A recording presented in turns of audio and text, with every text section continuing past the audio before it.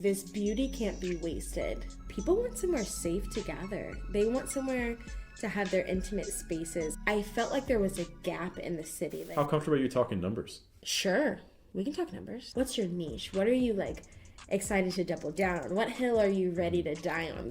What is it about creativity and creation that you love and that you want to invite people into and that you think the creative community needs more access to? What's next? What's kind of the 5-year plan? Let me tell you the 20-year plan. If you have ever thought about event spaces, business, working with creatives and things like that, this is going to be the video for you, because we have here Aziza. Oh no, I forget it already. The last name was something. Alan Weston. Alan Weston. Alan Weston. Perfect. She is here at Portlock Manor. We were just discussing lock versus luck, all kinds of pronunciation things going on. But we're really excited because this is a space where you could probably define it best. How would you describe just this great space? Oh my gosh. I would describe this space as a haven for creatives of all sorts. So on the daily, we're renting it out for photo shoots, video shoots, intimate, smaller events. But people drop by all the time. We have co-working. It's a place where creatives meet. And how did this get started? Oh my gosh. I bought this home in 2020. Just my first home. I didn't have any plans for Portlock Manor. And then when I got married, we moved, but I kept the home. And I thought, what is the city missing? What can I bring? What can I make here? And I decided to make this beautiful space. I want to even dive deeper into that moment, because lots of people have ideas, lots of people have visions, lots of people are like, I'm going to make this transformation. Yeah. What, as soon as you have the vision in mind, can you kind of walk me through step by step what happened, if you remember? Yeah, let me recall. I specifically remember the phrase, this beauty can't be wasted, in this house. It's always been my heart to share this space. So even when it was just me living here, I'll have people come that are grieving, or I'll have friends that stayed with me when they didn't have a place to stay or whatever it was. So it's always held people. And I really wanted it to keep doing that. And I didn't want it to be wasted on maybe something a bit more regular, maybe just renting it out to someone. I wanted people to be able to come and gather here because the space felt really special. Even before it was all this, because it did not look like this when I lived here. It was very regular. I should probably post more before pictures because people don't know. Please send us. I will. People don't know what it looked like before, but I just had this feeling I have so many photographer friends, so many creative friends, and I felt like there was a gap in the city. We have so many photo studios, and I love them all. Shout out to all the owners. I love y'all. Specifically Q Studio over here in the Old Town East.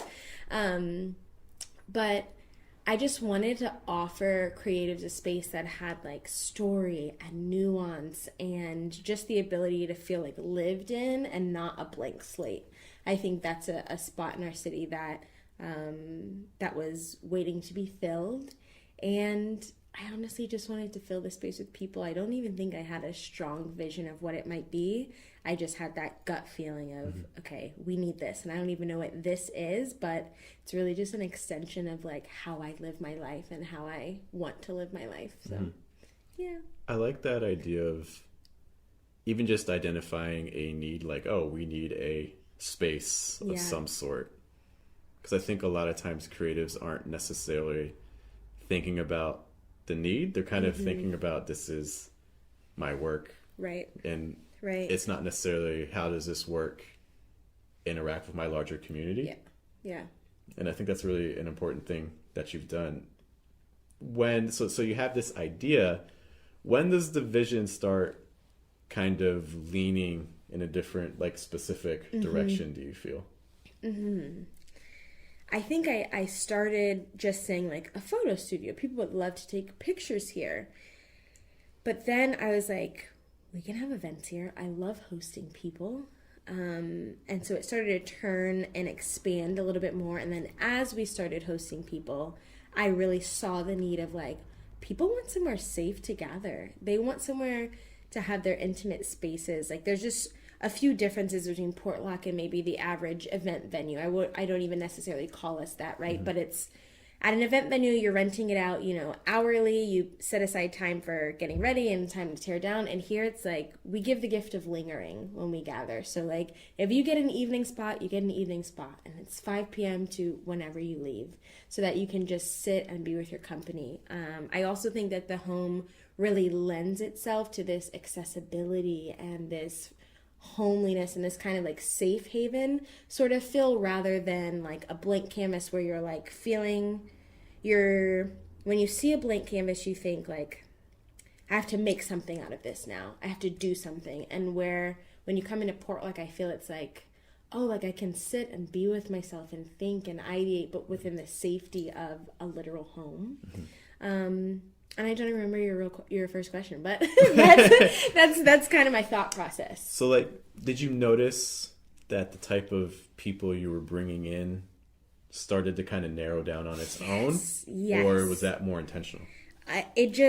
Though it is mostly women. We have the odd man come in every now and then, but it's mostly women that come in, and they are like all cut of the same cloth, a different fabric maybe, or different like, print, but like, it just feels like Portlock attracts a certain kind of person, a certain kind of creative, and that is a person who is daring and expansive and curious and excited about the work that they're doing, and also longing for other people to witness them and to bear witness with them. And the women just kept coming, and at this point it's just like we're all like, it's so odd to say, but we're all like it's like a big friend group. I don't know how else to explain that. So we'll have co-working days, and someone who regularly comes to them, she knows everybody. I just showed up to one of her events. She has like a home goods business. It's the Home Groove,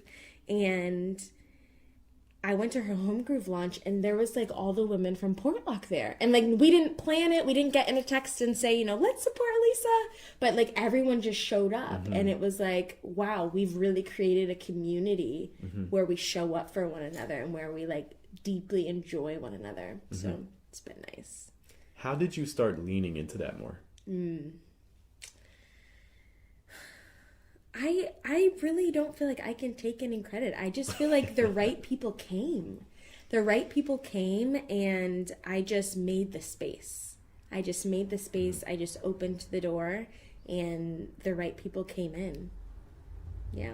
Like, it's fair. Yeah. I think you create the space, it becomes a magnet, people get drawn to it. Yeah. I'm with it. Okay. I like that. Yeah. If I identify as a creative person. Yeah. And I'm thinking about starting my own space of any sort. Can you give me, like, if you had to give like 3 tips for that process, what 3 tips do you think would be most beneficial to consider? I think one big one that's made this space a hit is just accessibility. I think that Portlock is a gem and a luxury, and I've put so much time, effort, and capital into it. And I want to see everyone succeed. So our hourly rate is $107, but on Tuesdays we have discount days that are $70, which are comparable to the other studios in the city. Or we have, memberships where people can access this space at a discounted rate.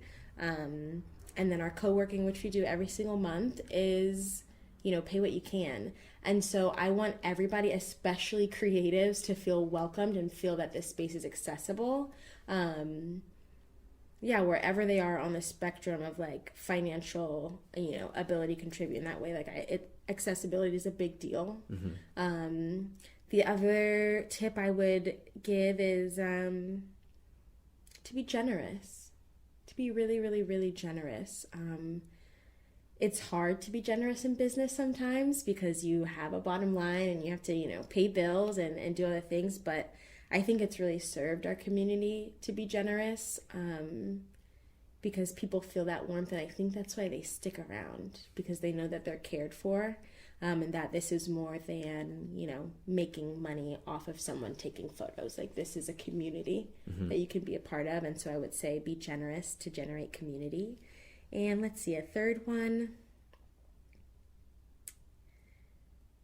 Don't be afraid to be audacious. Like, I think when I look back at creating this space, I didn't think it was audacious at the time. But looking back, I'm like, wow, like that was a bit of a leap. Like, I'm turning this 1899 Victorian home into a space where creatives come, you hope, right? And it's different than what the city has seen. It's different from what people experience or expect when they think about a photo studio. And it takes a little bit of audacity. It takes a little bit of audacity, maybe like a dash of delusion in there. And you're like, I think that helps a lot. Yeah. Yeah. How are you going out and finding, let me rephrase, how are people finding your space? Lord knows. I have no clue. I have no clue. I just started putting like ads on the internet, like running ads or things like that. Can you speak more specific, where are these ads going? Instagram. I'm testing out some Google ads, but I've just started that, and I don't know why I didn't do it sooner. Is it making a difference? I think so. I haven't seen like the actual fruit of it yet because I literally started last week. Okay, congratulations. But since then, it's really just been, if you stumble on my page or another person tells you about it, or friends bring a friend brings a friend, and it just ends up that way. I actually have a handful of women who just like randomly stumbled on our posts and just showed up like to the events that we do, and it's like they didn't have a connection here, they didn't know what they were walking into necessarily, but now they're a part of that larger community. So it's been really organic. But after me and you met at Ajane Dawkins' debut party for her residency, and someone said to me, I can't believe I didn't know about this. And I think that's why I started putting out the ads, because I was like, yeah, more people should know about this. Like, I want more people here. I want more creatives to feel like they have a home. I want more of the creative capital in Columbus to see it and understand what's going on in the awesome work that we're doing. So, yeah, a little bit of both now. A little bit of business now, but before, like, almost entirely organic. Yeah. If someone has a house and they're like, you know what? Yes, I live here, but this could be more. Yeah. What is that process like? Oh, man. It's so odd. I think, like, starting small is the best. Like I said, while I was here and it was just, like, my friends and family, I was hosting nonstop, and my friends who needed solace for whatever reason, whether they're grieving or recently divorced or whatever the case is, they had a space here. And I think to create a business that's in a home where you're hosting people, whether that's creatively or literally overnight, the spirit of the home has to reflect that.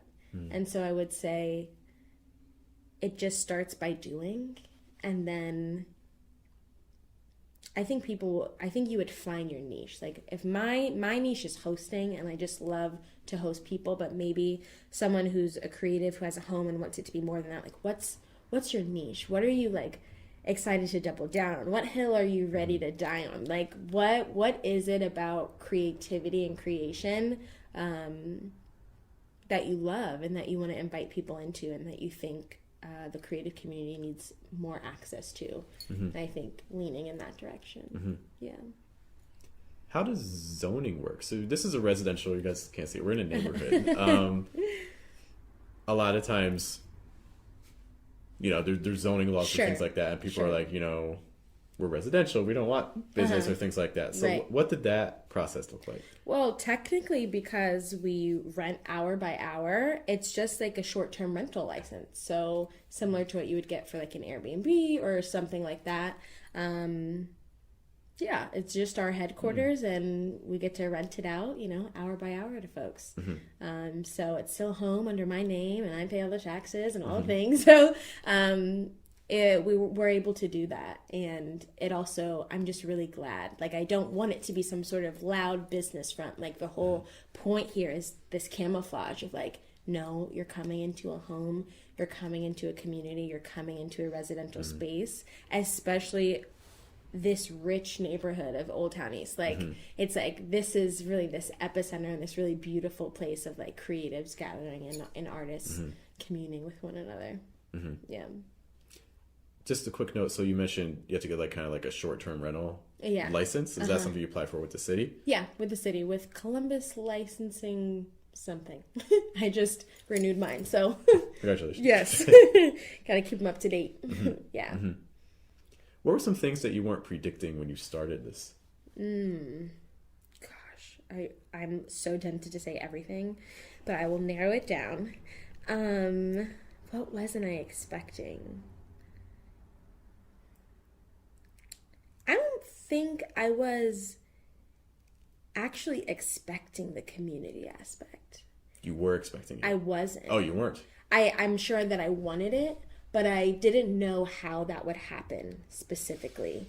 I didn't have like a business plan to make that happen, and so I just thought, it will be business and maybe we'll make friends out of it or something like that. Maybe we'll hit it off with a few photographers or something like that. But the community again is just outrageous. Like I've not experienced something like this, when you really get into adulthood and you don't have college or you don't have these like smaller groups where you have this proximity. It's a bit, how do you meet people? And how do you meet people that you really like identify with and like want to build something with? And this became that, and I just wasn't expecting it to the level that it is. Like it blows me away every time we get together, because it's almost as if we've been friends for like years. And the way the ladies look out for each other and the way that they're always like, I see them under each other's, business pages, hyping them and sharing them. And it's just like, it's so easy and it's so organic. And I don't think I was expecting that. I was expecting it to be primarily business and then like, hopefully we would create a community. But the community part has taken less work from the business part. So it's been great. That's great when community actually starts interacting with each other without you having to be there. Yes. I think that's the sign that you actually have something. Yeah, something going on. Yeah. What were some things that you weren't predicting when you started this? What's next? What's kind of the 5-year plan, 10-year plan? Are we just going day to day? Right now, I'm like, I got like 9,000 tabs open. I'm like, this needs to be done. This needs to be done. But I think once we settle and let me tell you the 20-year plan. And then I'll bounce back. So 20-year plan is I'd love to have houses like this all over the world. So wherever we are, if we're in Cairo, if we're in Madrid, if we're in London, having spaces where creatives can come retreat and be with one another, that's like my dream. Like where it's safe to fail, safe to try, safe to introduce your ideas to new people. That's what I want to see. And so right now it looks like making Portlock super stable and understanding what works and what doesn't. And then the next step would be definitely another property. Where? I don't know, but another property and kind of expanding that. And I think I was really weary to expand the digital presence of Portlock because the internet is filled with so much clutter.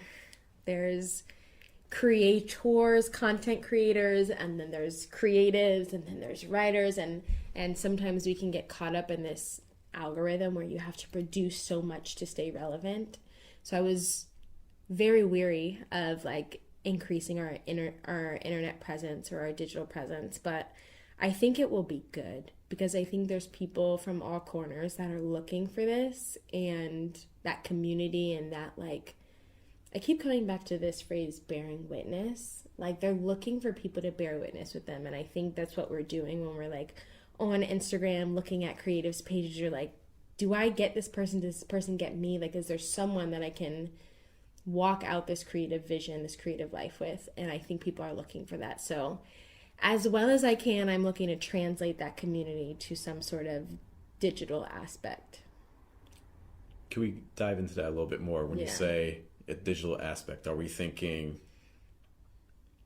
like Discord server? Sure. Are we thinking like online like forum? Are we thinking like I'd love to do an online forum of some sort where we can introduce our ideas, pitch our ideas to one another, ask questions.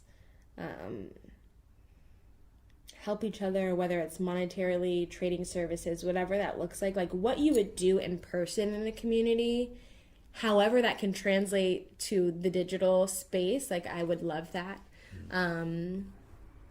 I'd also like to provide assets for people that are like, this is how you host, or these are tips to host, or like maybe some sort of blogging, or even like a digital product that's like, here's all the things, you know, like that are in my house that you can just like copy and paste, and this is how I set up an event, just to help people who may not lean so much on the hosting side and just need a little bit of help.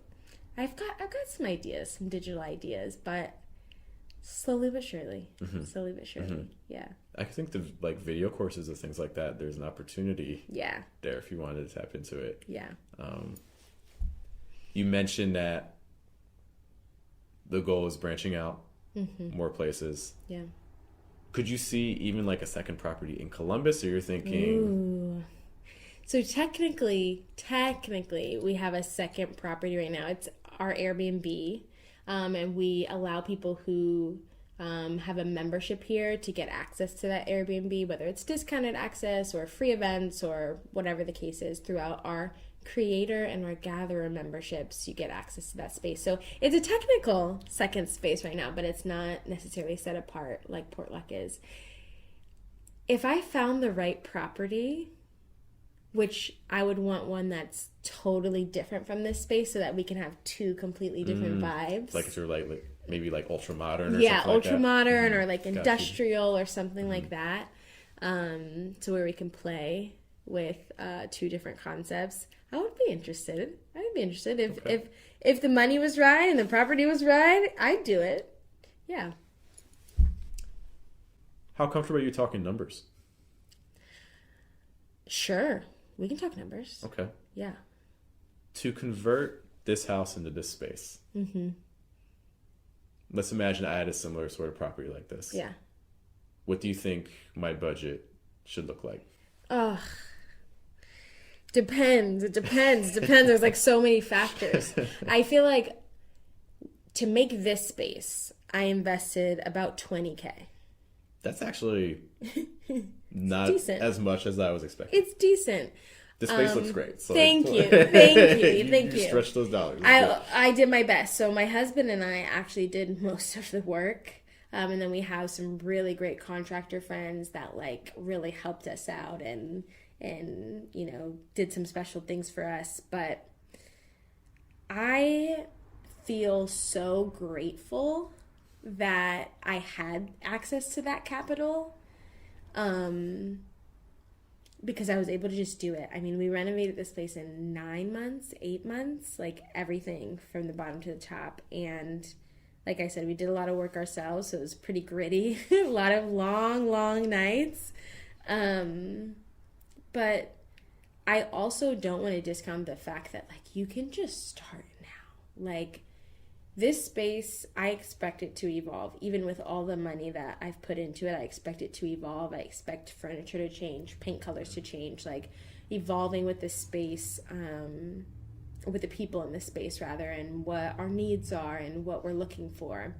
But you can just start so small. And I think so many people, you see something, even like Portlock on the internet, and you're like, I can't get that with the money that's in my bank account. And social media tries to tell us that we can't start small, or that somehow small is embarrassing, or small is, you know, not going to measure up, or no one's going to identify with small, when in reality, like all of us have had a small moment wherever we've been. And I think as creatives, we really respect that, actually. Like when we see something that's beautiful, even in a small state, I think people are so excited to invest in it.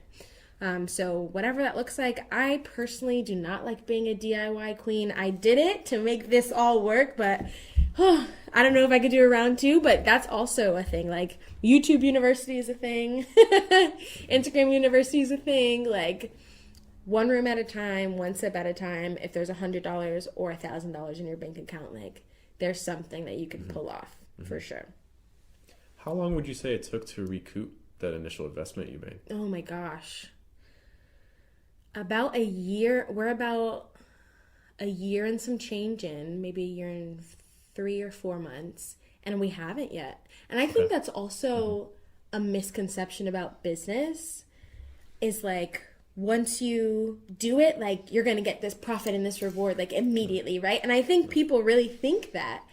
When in reality, like, to build a business, it's not just that upfront investment. Like, you are stewarding an entire, you know, like, ecosystem where you want to balance authenticity and community and also profit. So I have not recouped that yet, and I'm looking to, and I'm stewarding it well, and I'm down, but like, I'm deeply understanding of the fact that, like, oh, this is not a microwave situation. Like, investment is investment because it takes a bit to get it back. If it was just easy turnaround, I don't think it would be as much as a heavy investment. So, I mean, everyone would do it. Yeah. I mean, Netflix didn't they just have their first year of profit like 2 years ago or something like that? That's crazy. And I think the government, if you look at how the government makes it very easy to start a business in the U.S., we're very fortunate for that. Just look at how the IRS treats small businesses. They don't expect you to make money for the first like 3 to 5 years. Just like, the way things are set up. Yeah, they're like, did you turn profit this year? Not yet. Okay. Here's like, report your losses. It's real. And I think because it's so easy to start a business, sometimes people can get really disillusioned. And sometimes I think that was me at different parts of like, okay, like, I didn't know these set of months were slow months. And so now I'm making significantly less. Like, that's maybe one of the things I didn't expect. I didn't know what the flow was. I didn't know when people were wanting to engage a creative space or take photos or rent it out. I didn't know. Let's talk about cycles. All businesses have cycles. Yeah. Computer industry, car companies. What's the cycle that you've noticed for event spaces? We'll keep it local to Columbus because that's what we know best. So what are some of the cycles you've noticed? Surprisingly, and I don't know if this is true for other studios, but surprisingly, the holidays are really slow. So like kind of November to January range, and you know, a lot of people's expenses and capital are going to gifts and travel and that sort of thing, so that makes sense. But I just didn't expect that. Summers are high months. Everybody wants to hang out. Everybody is really active. They want to do things. They feel creative. You also see that in the spring, and I think it even just goes with the seasons of like where there's lulls. But yeah, spring, summer is definitely the hot time, and folks are in and out of these doors a lot, and it slows a bit down. End of fall, kind of winter, it gets a little bit more cozy, which is when we actually started hosting like more events to like just get people here, like events that we curate, and the only responsibility is for them, you know, to come. I appreciate your answer for that, especially that last part, so much, because sometimes I think when we have projects in mind and it's the slow time, we just feel bad. But no, it's like, well, this is the time to either invest in yourself, or this is the time to go into extra gear and prepare for those moments. So I think if you're planning on any sort of business, having some sort of idea in mind for when the slow season happens, because it's going it's gonna to happen. What is the response going to be? What's the new initiative that we're going to run? Like, for instance, in your case, like running specific events. I do want to be mindful of your time because I know you have to go soon.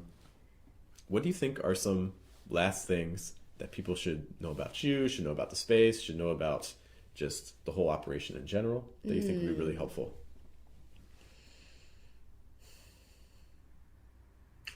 Man. Not to put you on the spot. No, I sigh because I think my desire is really simple. I know that there are creatives of all kinds that are just longing for something that they can't quite put their finger on. And I want them to have a home here so that they have a safe space to figure that out. I love that you found the need, you found the pain point in the community. And this is what I hope all creators can kind of take, is that you find the pain point, and then you're like, how can I solve this? I think it's true for no matter what you're doing. If you're a poet, if you're a writer, it's like, how is your work contributing to the solution for other people. Yeah. Yeah. If I'm a poet, if I'm a spoken word artist, like what words are the people that I love longing to hear in order to heal them? And yeah, I think we all have something, and we're all longing for something. Creatives especially are quite, the longing kind of folks. And I just think that we should lean into our longings, and I think that's what this house is for, is to lean into your longings. One final question, if that's okay. Yeah. What I find just when I'm getting clients for my main business or whatever, when you're talking to someone who's turning to you for a solution or for help, there's a reason they're doing this. Something pushed them in this direction. Something was the last straw, and they're like, you know what? I have to do this thing. Yeah. For you, in creating this space, what was the thing that put everything else into motion? Some sort of event? Gosh. Because you probably thought about this for a while. Yeah. But then one day we woke up and we did it. Yeah. Why did we do it? I remember, so I wrote a poetry book about 4, 5, 6 years ago, a little while ago. And I did a tour, and the tour was a dinner tour. And so I rented out different Airbnbs throughout the city, and we went over the book and did some readings and over dinner. And it was never more than 10 people. It was always intimate. And I had about maybe 5 stops, I think. And I remember the first night, I went up to the bathtub in the Airbnb, and I'm just sitting in there. I'm like, I want to do this for the rest of my life. I said that out loud. And at that time, I was in full-time consulting. I didn't know what that looked like. I didn't know what that meant. Or I was actually in grad school at the time. So I just didn't know what that would look like. But I said it out loud, and when I said it out loud, it never went away. It never went away, and I didn't know what it was going to look like. But when the idea of Portlock Manor came, I thought, this is that. What was the time difference between those two moments? Years. I think that was in 2018 or 2019. When I had that moment. Okay. And then in 2020 we pulled a trigger. Yeah. Why? Well, I didn't even. Portlock wasn't open until 2022. Okay. Is that right? Yeah, 2022. So what is that? 3 years, almost, something like that. Yeah, something like that. Yeah. So 3 years in between. And then, so 3 years later, what happened? 3 years later, because you could have just stayed at your job. Yeah, I really could have. 3 years later, I think it was when we moved. COVID for sure. This is hilarious. I started an event business during COVID. We started an arts nonprofit. We signed the paperwork in February, and everything shut down. Yeah, and everything shut down in March. Yeah. But I just had this feeling even during all of the separation, it was people are realizing that they do have a longing to be together and to be present and to be amongst other people. So I think that started the gears turning. And then when I got married and I moved out of this space, it wasn't my residential space, it opened this door to be creative. This is the key. We got married. I got married. And we moved. And I moved. And so there was a house. And there's a house. Okay, and this is all making sense now. People usually need a lot of money to get a space to host something, and I have it right here. So it just opened the door for that. Got you. Yeah. Okay, so we had the idea for 3 years. Then we get married, and we have the space. And one thing, next thing, cool. Yeah. This makes more sense. I understand everything. Cool. Yeah. Aziza, thank you so much for your time. Thank you for having me. This was so fun. Yeah.